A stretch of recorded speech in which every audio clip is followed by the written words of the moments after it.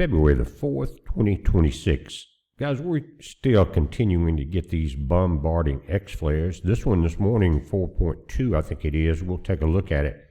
And it's the same sunspot, 4366. Very large, still growing. We have one other sunspot starting to grow, but so far every flare in the last week has come from 4366. Now, this, if you were to measure this across the face of the sun, you're looking at 200,000 miles. That's how big just the sunspot is. And if you think about that, it's 284,000 miles between the Earth and the Moon. So it isn't much difference in, say, this is the Earth and this is the Moon over here. That's quite a large sunspot. Now it is becoming Earth-facing, centered slightly above the equator of the sun into the northern hemisphere of it. But now, again, Earth-facing. And it takes about 27 days for these to rotate back to the same location on the sun. And this one, with its continuing growth, it could be one of those multiple revolution events. And backing this out, guys, you can see, compared to the other sunspots, how large it is. Again, it looks like, we said it before, a Carrington-type event. Now, one thing I've noticed as it's kind of a strange phenomenon, but it's happened before, is very little coronal mass ejections happening with these large and powerful flares. Will it continue to make it from here around to the right side of the sun and start that backside travel without throwing out a large CME? We don't know yet. But it is a little bit strange that we haven't seen anything, or either they're not tracking anything. I check it a couple times a day. The very first X flare, they tracked it, kind of a weak signal coming out and missing the Earth, but nothing since that point.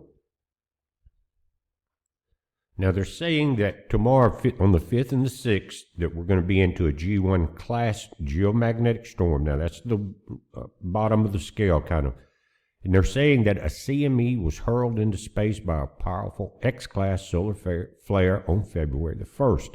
Even a glancing blow from such a CME can be potent. Don't be surprised if the storm is stronger than expected. Now, again, I'll show you the CME tracker. It's not showing that much. And just below this, they're talking about a sunspot archipelago. And it's the same image. This was taken from a ground-based telescope. And they're saying sunspots are magnetic islands on the sun. Sunspot AR 4366 is a complete archipelago. Scroll down to scan more than 200,000 miles. Now, they've got this at a different angle. Check that out.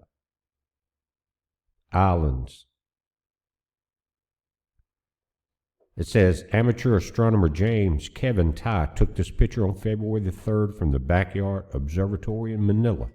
The sunspot started as an inconspicuous pour just a few days ago. Since then, it has grown extremely huge, he says. He's looking at it from his telescope. The island metaphor is apt. Sunspots are buoyant concentrations of magnesium that float on a sea of solar plasma.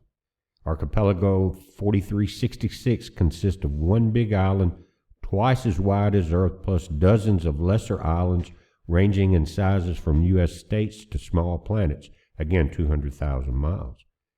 AR 4366 is currently facing Earth, and it poses a threat for X-class solar flares.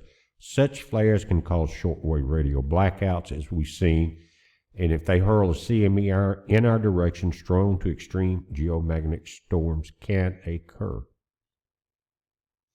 Now, this is our chart, guys. This is the 4.2 we had this morning, second largest flare of the event. But look, they continue. We've had one each day since the 1st, I think.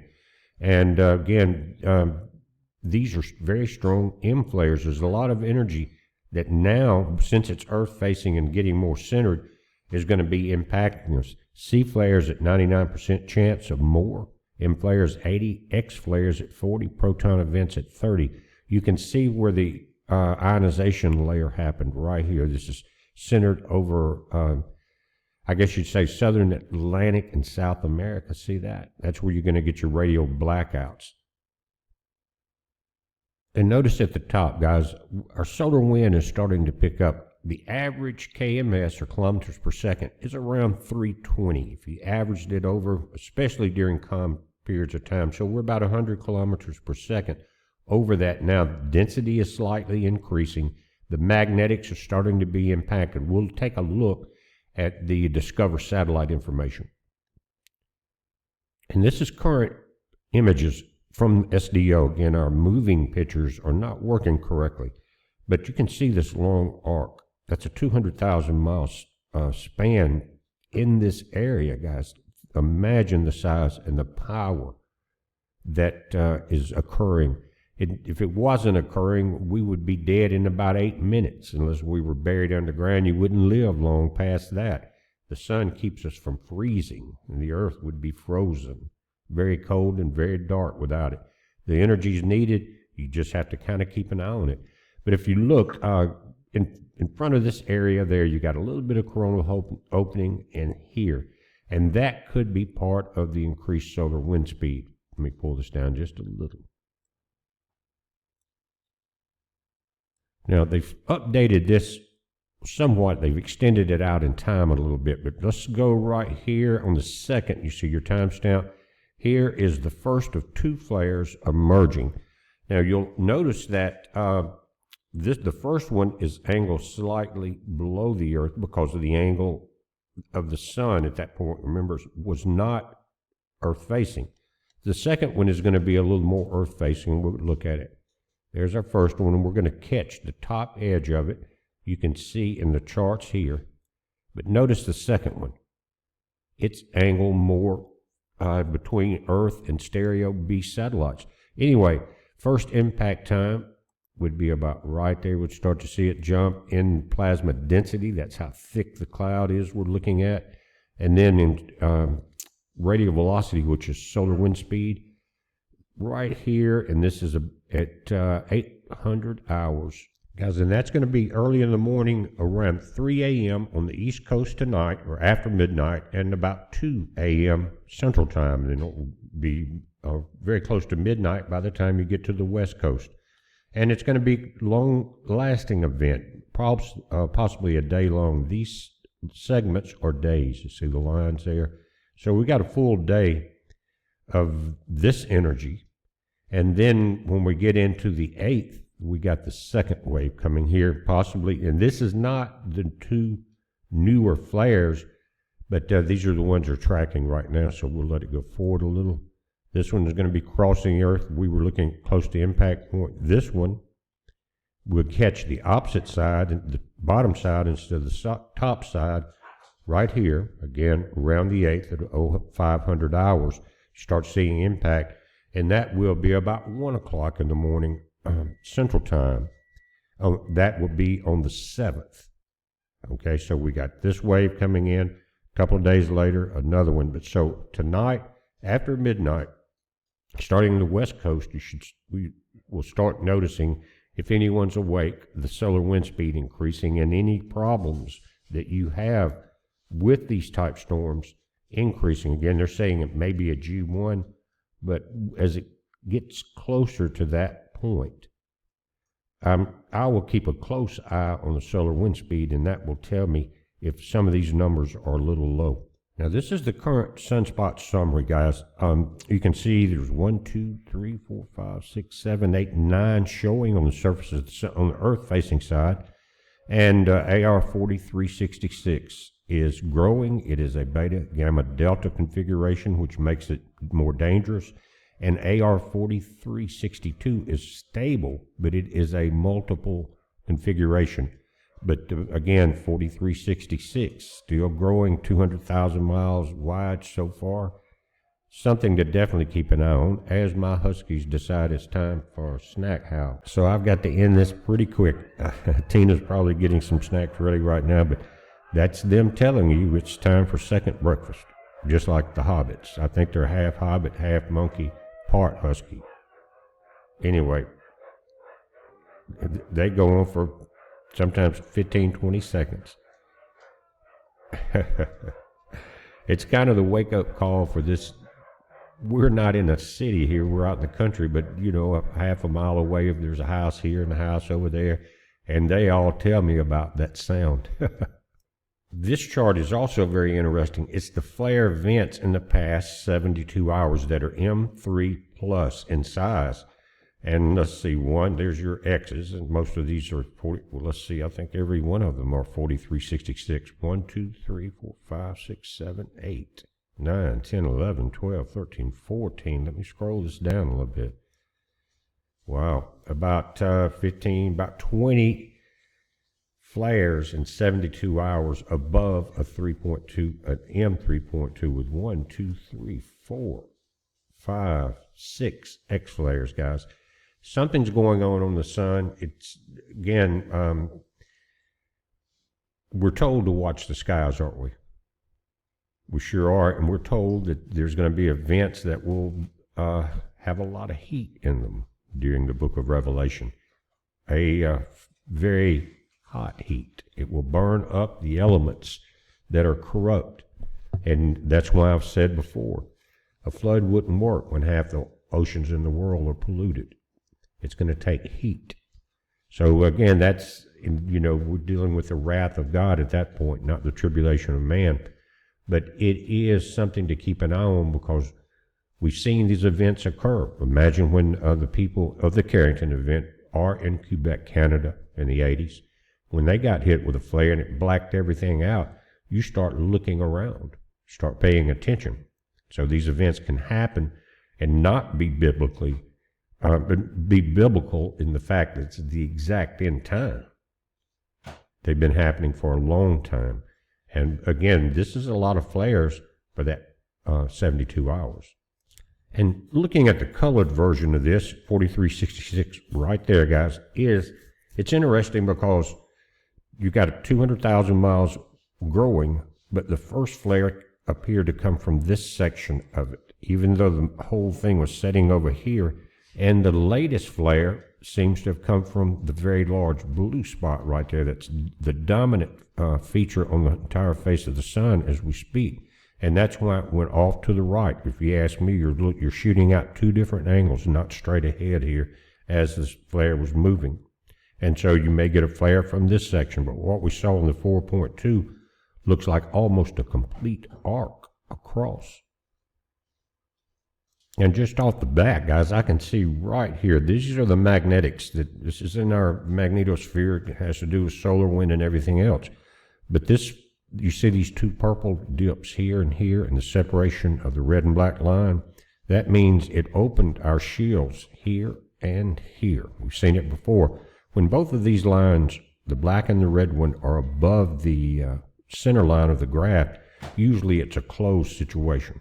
Then you'll see gaps. Sometimes that's just satellite gaps because of the way they orbit. But here we've definitely felt the impact, and we're starting to see some impact now. Right there, solar wind is, like I said, it averages around here, 320 regular days. Starting to see a little elevation. Right here now we're starting to see this start to climb. It's not expected to be much higher than this, what they say 420 or something.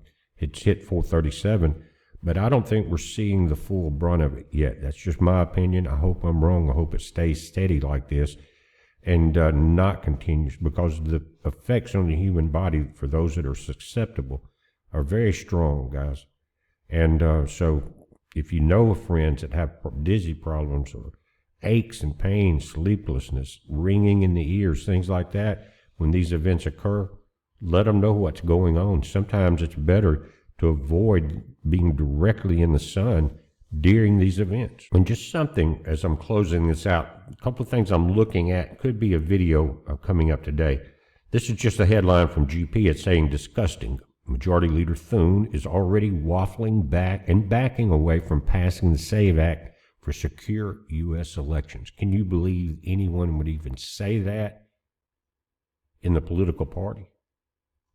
Because without the SAVE Act, guys, the Democrats will have every opportunity to take back the elections because of the number of illegal voters, and all hell will break loose for the conservatives and the planet, because the demons have been released. They're just being held at bay somewhat. Tom Homan also had a speech this morning in Minneapolis and saying, our tactics have changed, but not our mission.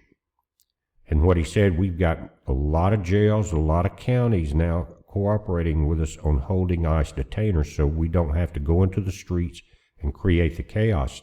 He said, but let me tell you, when we go there, when we leave the building in the mornings, we know who we're going to get, where they're at, and their past criminal history.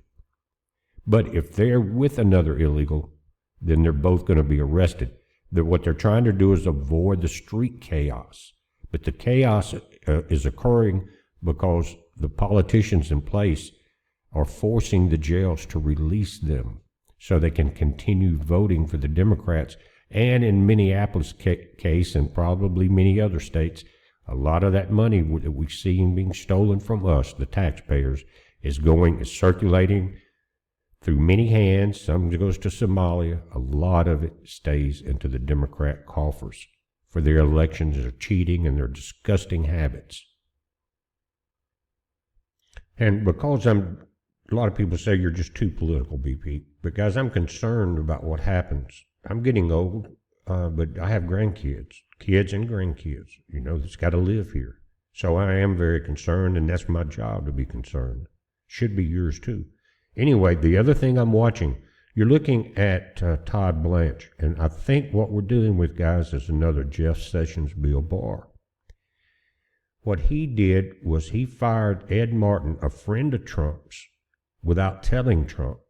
And they were saying Ed wasn't doing his job, but it's Todd Blanche that's not doing his job. Ed Martin was trying to do his duty as a prosecutor, I think in the DOJ, if I'm not mistaken, and Blanche didn't like it. And we saw him mumble the other day at a press conference, reminded me of Barr and Sessions, and not much information did he want to leak. He looked kind of dumb also, just saying, but anyway, this is going to break, and when people like GP, Get It, Gateway Pundit, Breitbart, Trump ends up with it. So it's going to be interesting about that. One other thing that I'm looking at is one FBI agent just got fired because he was telling Project Veritas, what's their new title? O'Keefe, I can't remember what he calls it now. Anyway, O'Keefe report, whatever. He told O'Keefe that in Minnesota, the FBI is not, and probably DOJ is not going to prosecute the big people behind all the stolen money. Some of the little folks, none of the politicians, he said. And then they escorted, when they found out he did that, he got escorted out and fired. Why would they fire him? Telling the truth. So these are things we have to watch. The Democrats, we know they're delusional. We know they're demonic. They're evil, selfish. They will murder their own people for votes. They will destroy their own nation for votes. They're looking at the next midterm, and are they so inept that they can't see past that? That when you look into England and the UK and Europe, it starts out as immigration, then they become all the politicians and the police because they had help early from local European leaders of getting in place through immigration, then in power through greed and grift, and then into politics like we see in New York and Minnesota and many other places, Maine. There's got to be some cleaning house, guys, of these foreigners in our country. I'm talking about China too, running for office, because that is the climb. That is the steps that they take in their game to overtake a nation. And that's what we're seeing now. Anyway, guys, we're watching it. You watch it. What can I say? It's a heads up. Be safe.